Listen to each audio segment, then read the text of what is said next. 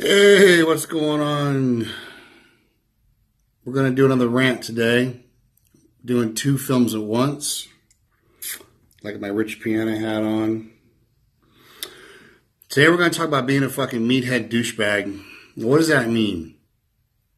It means, to me, being a meathead douchebag means a lot of things, but I'm going to narrow it down to something specific that happened to me that I saw this week.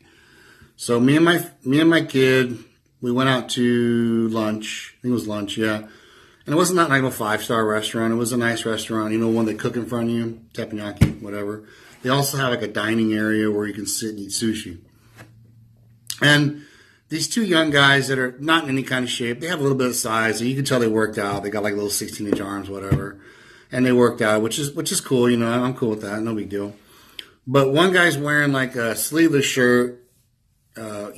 So his arms are hanging out, and it's just fucking douchey to me. And then you've got this other guy's wearing one of those shirts where there's no sides, so his pec titty fat's hanging out, and his side fat's all hanging out. And I don't care about that. Like, they could be in shape, and I'm still got the same opinion on the subject.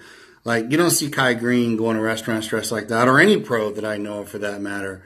In all the years that I hung out with pros and trained with pros, ate with pros, went to steakhouses, we always wore, t-shirts, hoodies, covered up. I never wore, never thought in our mind, let's go dress in a tank top, so we can look at our sweaty armpits and look at the stretch marks on our back. It's just fucking meathead douchey looking. It's mostly you, I'm not trying to be an asshole here, but it's mostly you fucking, I want to say pretty boys, but I meant to say bikini guys. Men's physique guys. You weigh 185 pounds and you got a couple abs and a couple veins on your 14-inch arms and you want to run around like you're fucking something special. Look at me. It's retarded. I see it at the expos too, which is more acceptable at the expos. But, I went to the San Jose Expo and all the bodybuilders were covered up. And you guys are around like fucking little meathead douchebags trying to show off what little muscle you have. Don't take it, personally. Not everybody can be 250 pounds. I got that. I'm not trying to be an asshole. I'm just trying to be real, okay?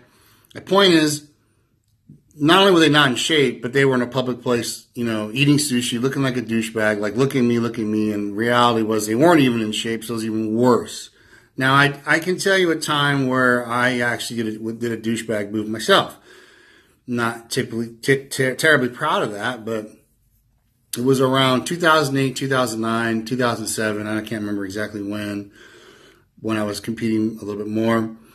And I had competed, and I don't use this. I don't get spray tan. I can't afford $100 and something to spray tan. I'm old school. I've always done it one way, and that's you scrub the skin and you put on the paint. Not with the brush. I use a sponge, a natural sponge. You can get at Walmart. Comes out perfect every time. Because my dark color from tanning and from Milano Tan 2 and about 3 or 4 coats of this stuff, and I am black, like black as night, disgusting black, like don't even look like my race, okay? And on stage though, the judges have always told me, I've never heard them say you're too dark. They've always said your color's awesome. Color's awesome. So at least I got that part down, right? Not the rest of it because I suck. Anyway, I had, I'm pretty sure I did back or chest. It was on a Monday. I did a back or chest day. And I usually do legs on a Monday, but in 2008, I might have still been doing an international chest day. It's possible. Either way, I drive to the grocery store because I need food because I'm competing again in about 14, 15 days. And I come to the realization that I have no extra shirt. For some reason, I did not bring a shirt over my tank top, which is normally what I do. Which goes to show that you're really not all there before the diet, during the diet, and after the diet. So here I am sitting in the parking lot of the grocery store going, fuck, I don't have a t-shirt, not even a dirty, greasy one. I have nothing in my truck. I've searched the whole truck. There's nothing there but towels. What am I going to do with towels? So I basically decided I need food. It's about 8 o'clock at night. 7:30, 8 o'clock at night. There's nobody in the grocery store. So I took my hat. I had a hat. And I put it down real low over my eyes. Real low. So no one could see my face. And I walked in with my shopping cart. And I proceeded to go through the aisles and grab the ground turkey and grab egg whites and eggs and all the stuff that I needed for the next, 5 days of food, basically. And I remember it like it was yesterday. This little girl, and kids are so honest, like, you gotta love kids.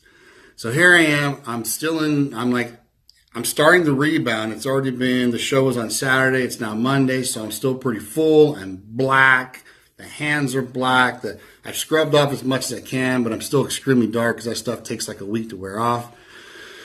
And this little girl says, Daddy, what's wrong with that man's skin? And he says, shh, quiet, honey. And I looked at her and I smiled and I said, I'm sorry. I said, I usually don't walk around in public looking quite this weird.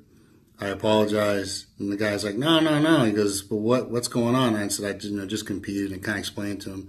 But that little girl called me on my douchebag bullshit. And so that's kind of my story. So guys, just put a fucking t-shirt on. You know what I mean? Like, don't walk around other than the gym or the beach looking like a douchebag. Okay?